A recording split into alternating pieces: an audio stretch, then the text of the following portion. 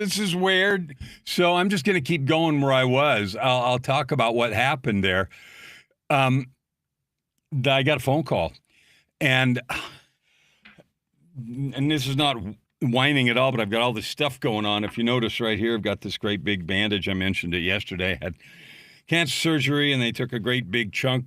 The doctor said it was the size of a toonie, which in Canada is like this big, a big silver dollar. So I've got this great big bandage, and they cut some skin off here for skin grafting. And so I've got stitches here and there and everywhere. But this particular call was from my orthopedic surgeon, or orthopedist, not surgeon, but orthopedics guy, because they're working on my back, that L5S1 deterioration. So anyway, that's all. They're trying to get me in for some stuff, and I needed to take that then. So anyway, sorry for interrupting. We were talking about rocks we're carrying in our backpack, and we talked about rocks that started useful, maybe because guilt told you your behavior contradicted boundaries, or caution protected you from, after some kind of betrayal, or withdrawal gave you time to, survive something overwhelming, and we have to honor those things. But what generally happens after these protective responses is they become part of the furniture. And it's intelligent when danger's present, but we paint them into the scenery from now on.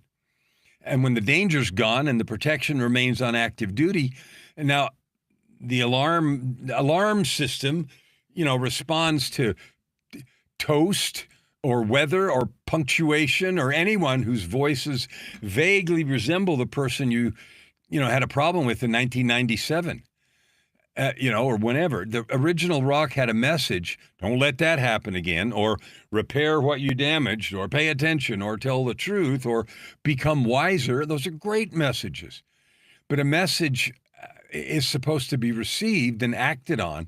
You don't carry the envelope for 30 years. So let's talk about what some of these rocks are. One of them is resentment. Resentment is the surveillance rock. Okay, it's the rock that it keeps watch, right?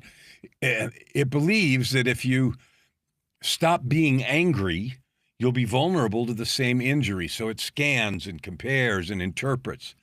A partner's 10 minutes late, and resentment consults the betrayal archives. A colleague asks a question, and resentment hears, ooh, disrespect. Somebody disagrees, and resentment sees the beginning of another attack.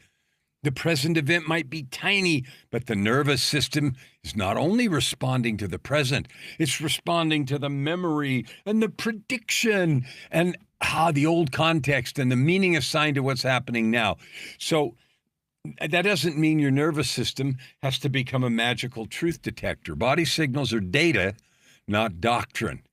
A system, your protective system, shaped by betrayal, may, in fact, very likely will predict betrayal even where none exists. A system shaped by criticism may hear an attack in ordinary feedback. I lived with that for a long time. I struggled for a long time with depression. I'm not good enough, never will be. Just severe untreated depression. And I did that. Every single piece of conversation, I twisted into an attack. Right? Any kind of thing, so much so that I was afraid to let people see my stuff or anything because I was afraid somebody would attack it. I heard an attack in everything.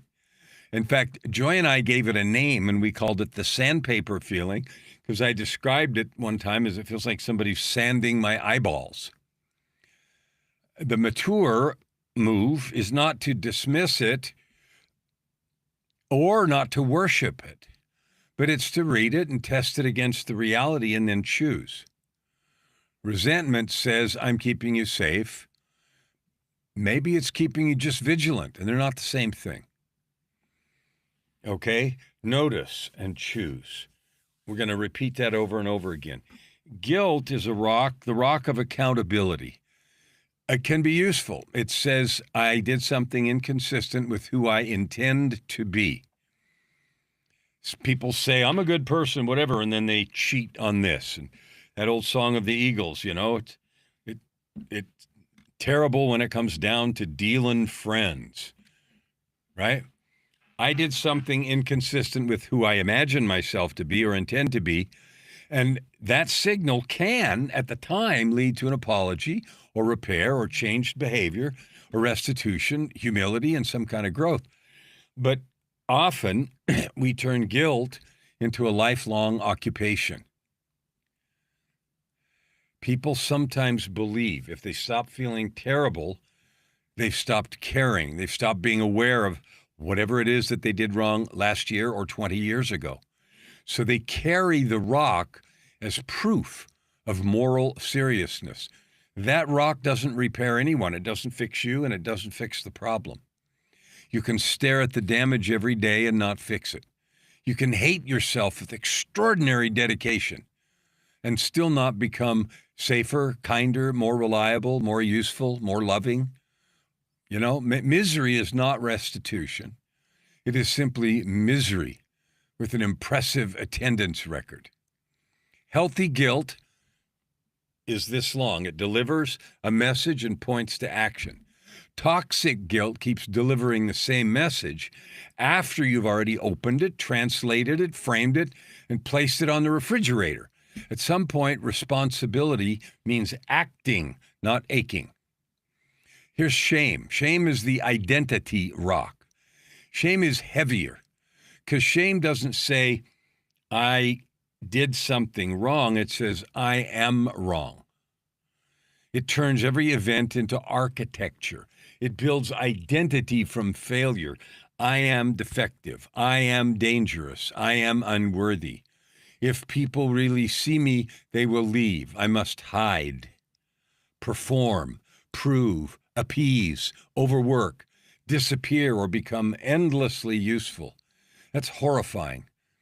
That's something else I have personal experience with, and it's sad. That's why shame can create both collapse and achievement. One person disappears and another becomes spectacular. They might build businesses, save everybody, perform brilliantly, and become indispensable, all while secretly trying to outrun the belief that they're fundamentally flawed. Even as I say this to you, I'm sitting here burning with recognition. The world might call you or me high-performing. Inside, it's just exhausting. Shame narrows access. It reduces your contact with love and receiving and rest and intimacy, real intimacy, creativity, and honest service, because everything becomes contaminated by proving, becomes poisoned by the need to be enough. Your nervous system I did a study a little while ago, some deep study on the nervous system, and it named it, the shame as a state story engine. It can mobilize, freeze, collapse, and reinforce patterns of hiding or of performance. Real humility opens the soul. Shame shrinks it. You can't design your ultimate life while using self-contempt as the chief architect. Bitterness is I call that the worldview rock. Bitterness is resentment that's expanded the franchise, right? It's no longer about one person or event. Now it has theories. Men are like this. Women are like that. Business is corrupt. Love is unsafe. People always leave. Nobody can be trusted. The world rewards evil. God ignored me. Life is unfair. And here is my 78-slide Prezi, right? It takes a specific wound and turns it into a universal law. Recognize any of that?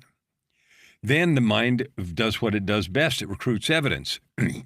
When the state is resentment, the mind notices betrayal. When the state is shame, it notices unworthiness. When the state is ownership, it notices options. The state doesn't create objective truth, but it changes what seems obvious, what seems urgent, and what seems available. Bitterness says, okay, I have finally understood how the world works. All that's really happened is bitterness has understood how one wound keeps reinterpreting the world. Another one is old judgment. Let's call that the courtroom rock. Judgment, the imaginary trial that never ends. We replay the evidence. We restate what should have happened. We invent brilliant arguments 6 years too late. We deliver closing statements in the shower or on the commute. The shampoo is neutral, but we win decisively.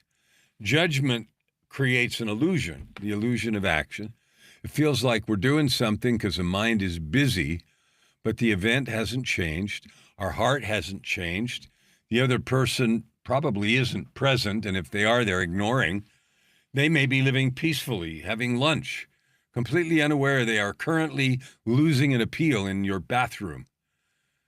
But the struggle is your body is participating. The jaw tightens, the breath shortens, the heart mobilizes, your shoulders brace, attention narrows. The old event becomes a fresh internal cruel demand. The body doesn't care that the danger is historical. Repeated rehearsal can recreate the elements of state now. The memory is old, but the psychological participation is real. You're not just remembering the rock, you're lifting it again. And here's the sad thing is the body pays the interest. Your nervous system in your body is designed to mobilize, act, complete a demand, and it's designed to recover.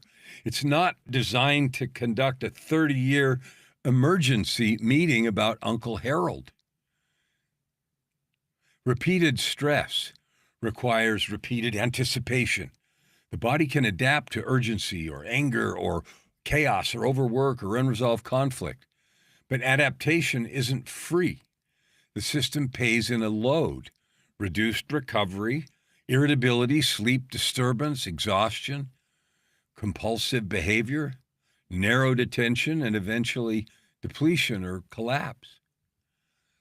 I'm not saying resentment causes every illness, and I'm certainly not saying you can forgive your way out of every medical problem. That's internet nonsense with a scented candle. I am saying that carrying unresolved emotional demand consumes enormous capacity, and that reduces our ability to live and love and add good to the world. Attention used to prosecute the past is attention that's unavailable for creation. Energy used to maintain shame in me or you, that's energy that's unavailable for service. Vigilance used to detect repeated betrayal is vigilance unavailable for intimacy. A body that repeatedly prepares, again, to fight an old enemy of the past has less freedom to meet today from a clean slate. So the rocks that we carry, they're not just philosophical weight. They occupy real bandwidth. Regulation is not making the rocks feel pleasant. So one of the buzzwords these days is this nervous system language, and it gets mushy. We're talking about regulating the nervous system, like that's the magical demand. No, it's not. Because regulation often is just a panacea. It's just confused with calming everything down. Nervous system language can get mushy if we're not careful. It doesn't mean breathing until you become comfortable carrying the rocks. It doesn't mean that. You don't breathe your way out of this either, even though breath work is beautiful, fabulous, and I use it. It doesn't mean humming away your resentment or tapping gently the bitterness or burying a vagus nerve tuning fork, buying a vagus nerve tuning fork, I said buying, while refusing to make the apology. Sometime the regulation practice is doing the damn thing instead of doing a thing about the thing. It reminds me of the commercial that I'd seen a few times where somebody, I think a woman's got a nail in her forehead and she's talking about her headache and her partner's there and she wants to talk about the headache and he tries to say, you could, no, I just want to talk about, sometimes we do that. Pull the nail out. Tell the truth. Establish the boundary. Report the abuse. Get the medical or clinical help you need. Make restitution. Return the money. End an unsafe relationship. Grieve what cannot be restored. Stop sending angry messages. Send a sincere apology. Accept the consequence. Ask for help. Regulation of the nervous system is not the magic. It is necessary, but insufficient. Regulation means restoring enough nervous system capacity to act cleanly. It means being able to mobilize without becoming possessed, or grieve without disappearing, or rest without collapsing, and tell the truth without turning the whole room into a blast crater. The aim is not calm. The aim is access. Many of the rocks we carry in our backpack remain heavy, I think, because the original demand was never completed. The grief was never allowed, so it festers. The apology was never made, so it remains unfinished. The boundary was never established, so we remain vigilant. The consequence was avoided. The loss was never named. Completion matters. After a demand, the system needs evidence that something ends. Okay? So that means send the message you need to, then breathe. Tell the truth, then let the silence hold it. Cry the grief, then hydrate. Without completion, life becomes a field of open loops. Now, something I've learned that's still an open loop for me is completion doesn't always mean reconciliation. It may mean reconciliation is unavailable right now, and that's still completion for now. It doesn't mean that justice was perfectly delivered. It may mean doing what's yours or mine to do and then letting go of the demand to control everything. It also doesn't mean that memory vanishes, because it won't. But the memory doesn't need to require continuous mobilization. And the last thing that is so powerful that people ignore is turning these rocks that we carry in our backpack into building material. You are the sovereign architect. You are. That doesn't mean you or I pretend that those rocks never existed. It means you decide what they become. Some rocks become foundation. Okay, that betrayal might teach us discernment. The failure might teach us humility. The guilt might become repair. The shame becomes compassion. The loss might become depth. The old judgment might be a new clean boundary. Some rocks become markers beside the road. I came through here, this mattered, and I learned. Some rocks need to be put down completely because they're not building anything. They're just ballast, so drop them.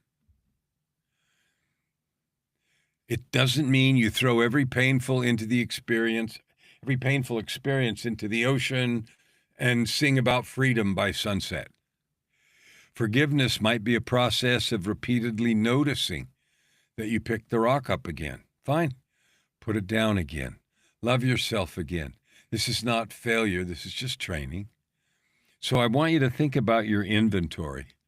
What rocks are you carrying?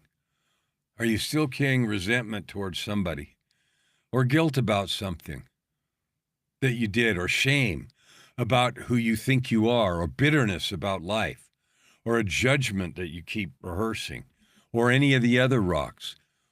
Now, there's some steps here. One is you might ask, what was this rock originally trying to do for me? Was it trying to protect me, teach me, prove that the event mattered, keep me accountable, preserve a connection through anger? Okay. Next is a question, is that purpose still being served? Or is the rock now reducing my access to love, choice, creation, joy, and service? What is there? What remains mine to actually do? Is there an apology or a boundary or a repayment or a conversation or a consequence or a grieving or a request for help? And after I do whatever it is that's still mine to do, am I willing to stop carrying what no longer serves truth? Not erase it, not bless the behavior, not re enter danger, but just put down the weight. The rocks you're carrying eventually become the weight that keeps you from your calling, that keeps you from climbing. They may have begun as some kind of protection, and they may contain true stories. They may represent real harm, guilt, loss, or real lessons. The question is, can you integrate them, because truth does not require permanent suffering? Take the lesson, keep the wisdom, maintain the boundary, accept the consequence, repair what you can, and then release the demand to carry that emotional weight forever. You have a life to design, a future to build, and an ultimate life to live. You have love to offer, service to give, work to create, and mountains still waiting for your feet. You don't need to arrive at the meadow. I've talked about the swamp and the meadow. You don't need to arrive at the beautiful, marvelous mountain meadow of fierce life ownership, radical excellence, and a passion for service. You don't need to arrive at that meadow pretending the rocks were feathers. You simply need to stop insisting that they belong in your backpack. What rocks are you carrying? Are you willing to set them down? I love you. We'll see you tomorrow.